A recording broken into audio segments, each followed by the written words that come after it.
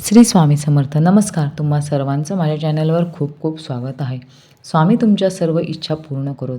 धनधान्य, सुख, समृद्धी, ऐश्वर्य, आपण जे कष्ट करतो, जी मेहनत करतो, त्याला नशिबाची साथ मिळावी, म्हणजे माता लक्ष्मीची कृपा राहावी, यासाठी वर्षभरात आपण काही वेगवेगळ्या सेवा करत असतो किंवा वेगवेगळे उपाय करत असतो. पण वर्षातून एकदाच करता येणारे श्रावण महिन्यातील शुक्ल पक्षातील दुसऱ्या शुक्रवारी करता येणारे वरदलक्ष्मी व्रत हे कसे करावे, त्याचे उद्यापन कसे करावे, व्रत कोण कोण करू शकतो, का करावे, पूजा कशी मांडावी, ते मी तुम्हाला आज सांगणार आहे. वरदलक्ष्मी व्रत वरदलक्ष्मी व्रत या व्रताला वरलक्ष्मी व्रत असेही म्हटले जाते. हे मुख्यतः आंध्र प्रदेशातील तेलंगणा या ठिकाणी अगदी घरोघरी हे व्रत केले जाते व हे व्रत ऐश्वर्य देणारे, सुखसमृद्धी देणारे, संपन्नता देणारे व्रत आहे. भरपूर कष्ट करतोय पण नशिबाची साथ मिळत नाही, तर वर्षातून फक्त एकदाच येणारे व्रत म्हणजे वरदलक्ष्मी व्रत आहे, ते आपण केले पाहिजे. ते स्त्री किंवा पुरुष अगदी कुणीही करू शकतो. फक्त असे म्हटले जाते की ज्यांचे लग्न झालेले आहे त्यांनी हे व्रत करावे. या व्रताने आपल्याला अखंड सौभाग्याची प्राप्ती होते. रोगमुक्तीसाठी सुद्धा हे व्रत केले जाते. स्कंद पुराणात पण सांगितले आहे की वरदलक्ष्मी माता ही आपल्याला सर्व पीडातून आपल्याला मुक्त करण्यासाठी आपल्याला मदत करते. जर हे व्रत आपण केले तर वरदलक्ष्मी मातेची आपल्यावर कृपा होते. यावर्षी हे व्रत 25 ऑगस्ट रोजी आलेले आहे, तर शुक्रवार हे व्रत करायचे आहे. दिवसभर आपल्याला उपवास करायचा आहे. याची पूजा आपल्याला सकाळी करायची आहे. वैभवलक्ष्मी व्रताप्रमाणे संध्याकाळी करायची नाही, तर सकाळी करावी, कारण हे व्रत वर्षातून एकदा येते व आपण सकाळी हे व्रत केल्याने दिवसभर वरदलक्ष्मी मातेचा वास आपल्या घरात राहतो. यामुळे हे व्रत सकाळी करायचे आहे. सकाळी जमणार नसेल तर संध्याकाळी करू शकता. सकाळी आपल्या पूजा झाल्यावर एखादा पाट घेऊन त्यावर लाल वस्त्र अंथरायचे व पूजा मांडायची. लाल वस्त्र अंथरून पूजा मांडणी करायची प्रथा आहे, ती वेगळी आहे.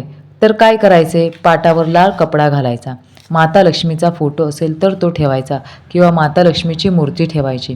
त्यानंतर त्या फोटोच्या समोर तांदळाची रास घालायची, त्यावर तांब्या ठेवायचा, पण या तांब्यात पाणी भरायचे नाही, हे लक्षात घ्या. तांब्यात पाणी भरायचे नाही. सुरुवातीला तांदळाची रास टाकल्यावर त्यावर हळदी कुंकू व्हायचे व त्यावर तांब्या ठेवायचा. त्या तांब्यासमोर स्वस्तिक व 5 रेषा काढायच्या, म्हणजे त्या तांब्यावर काढायच्या, समोरून काढून घ्यायच्या व तांब्याच्यामध्ये आपल्याला तांदूळ भरायचे आहेत. तांब्याच्या गळ्यापर्यंत तांदूळ भरायचे. त्यामध्ये 1 रुपयाचे नाणे व 1 सुपारी, 1 फूलसुद्धा ठेवायचे आहे व तो कलश तांदळाच्या राशीवर ठेवायचा. मग त्या कलशावर नारळ ठेवायचा. शेंडी काढलेला किंवा शेंडी असलेला नारळ ठेवू शकता व या नारळाला वरदलक्ष्मी माता म्हणून साजशृंगार करू शकतो, तिला आपण सजवू शकतो. या पूजेमध्ये श्री गणेशाची पूजा करायलाही खूप महत्त्व आहे. म्हणून गडव्यासमोर 2 पाने ठेवून त्यावर थोड्या अक्षता ठेवायच्या व त्यावर आपले गणपती बाप्पा ठेवायचे. जर तुमच्याकडे गणपती बाप्पाची मूर्ती नसेल तर गणपती बाप्पा म्हणून तुम्ही सुपारीही ठेवू शकता. सुरुवातीला गणपती बाप्पाची पूजा करायची व माता लक्ष्मीचा फोटो असेल किंवा मूर्ती असेल तर त्यावर अभिषेक करायचा. श्रीसुक्तम म्हणत म्हणत अभिषेक करायचा आहे. पाण्याने किंवा पंचामृताने अभिषेक केला तरी चालतो. अभिषेक झाल्यावर माता लक्ष्मीची मूर्ती पाटावर ठेवायची व कलशावरचा जो नारळ आहे त्याला हळदी कुंकू अर्पण करायची. गजरा अर्पण करायचा, वेणी अर्पण करायची. नारळाला लक्ष्मी माता म्हणून दागिने घातले तरी चालतात. आपण जो अभिषेक करताना आपण जे श्रीसुक्तम म्हणणार आहे ते 11 वेळा म्हणायचे, म्हणजे अभिषेक करता करता श्रीसुक्तम हे 11 वेळा म्हणायचे. वरदलक्ष्मी मातेला या दिवशी खिरीचा नैवेद्य दाखवायचा आहे. शक्य असेल तर 21 प्रकारचे, म्हणजे ड्रायफ्रूट असेल, लवंग असेल, इलायची असेल, फळे असतील, म्हणजे आणखीन काही प्रकारचे असेल, असे 21 प्रकारचे नैवेद्य तुम्ही जे माता लक्ष्मीला प्रिय आहेत अशा 21 वस्तू तिथे ठेवायच्या आहेत. एवढ्या ठेवलेल्या पुन्हा म्हणजे त्या वस्तू आपण प्रसाद म्हणून नंतर खाऊ शकतो. तुम्हाला जर शक्य नसेल तर अगदी नुसता खिरीचा नैवेद्य दाखवला तरीही चालतो. हे वरदलक्ष्मी व्रत करत असताना सुरुवातीला संकल्प करायचा की माझ्या घरामध्ये जे काही प्रॉब्लेम असतील त्याविषयी संकल्प करायचा आहे व व्रताला सुरुवात करायची आहे. काही जणांना माहीत नसतो की संकल्प कसा करायचा, तर काही नसते, अगदी सोपं आहे. आपल्या उजव्या हातात थोडेसे तांदूळ घ्यायचे, एक फूल घ्यायचं, त्याला पाण्याने ओले करायचे, आपले हळद कुंकू व्हायचे, त्याला आपले नाव म्हणायचे, सांगायचे, आपलं गोत्र सांगायचे, जर गोत्र माहीत नसेल तर काश्यप असे म्हणायचे व आपण जिथे आहोत त्या जागेचे नाव घ्यायचे व आपण हे व्रत कुठली इच्छा पूर्ण करण्यासाठी करत आहोत ती इच्छा सांगायची व ते सर्व ताम्हणात सोडायचे, हात स्वच्छ धुवायचा. याला म्हणतात संकल्प करणे. नैवेद्य दाखवल्यावर आरती करायची. आरतीच्या अगोदर वरदलक्ष्मी मातेची कहाणी वाचायची. तर वरदलक्ष्मी मातेच्या कहाणीचे पुस्तक आपल्याला लवकर मिळत नाही, जसे की वैभव लक्ष्मी मातेच्या व्रताचे पुस्तक लवकर मिळते. तर मग काय करायचे, गुगलवर याची कहाणी आहे ती वाचायची व आरती करायची.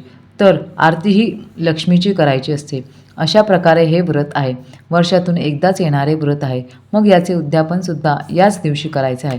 मग संध्याकाळी दिवे लागणीच्या वेळेस 5 सुवासिनी बोलवायच्या, त्यांना हळदी कुंकू लावायचे, त्यांची ओटी भरायची आणि ओटी भरणे शक्य नसेल तर मसाला दूध किंवा खीर जे काही आपण बनवले आहे ते नैवेद्य म्हणून खायला देऊ शकतो किंवा एखादं केळ देऊ शकतो. अशा साध्या पद्धतीने आपण उद्यापन करू शकतो. जर तुम्हाला शक्य असेल तर त्या दिवशी लक्ष्मी मातेच्या मंदिरात जावे व मंदिरात जाऊन वरदलक्ष्मी देवीचे स्मरण करून त्या देवीची ओटी भरू शकतो व घरातही आपण जी वरदलक्ष्मीची पूजा मांडलेली असते तिचीही ओटी भरायची आहे. उद्यापन झाल्यावर ते ओटीचे सामान आपण कुठल्या एखाद्या देवीच्या मंदिरात जाऊन ठेवून येऊ शकतो व या पद्धतीने हे व्रत कोणीही लग्न झालेले ताई दादा करू शकता. हा उपास आपल्याला संध्याकाळच्या वेळेस सात्विक भोजन करून देवीचा जो नैवेद्य असतो तो समजा जी काही खीर असेल ती सुरुवातीला खावी व हा उपवास सोडावा. ही पूजा शुक्रवारी तशीच ठेवावी व शनिवारी सकाळी आपलं स्नान झाल्यावर उचलून ठेवू शकतो. नारळ आपण देवीच्या मंदिरात जाऊन ठेवायचा व 21 प्रकारचे जे काही पदार्थ तुम्ही ठेवलेले असतील ते घरातल्यांनी ते प्रसाद म्हणून खायचे. याप्रमाणे हे वरदलक्ष्मी व्रत तुम्ही करू शकता व तुमच्यावर देवीची कृपा करू शकता. नमस्कार.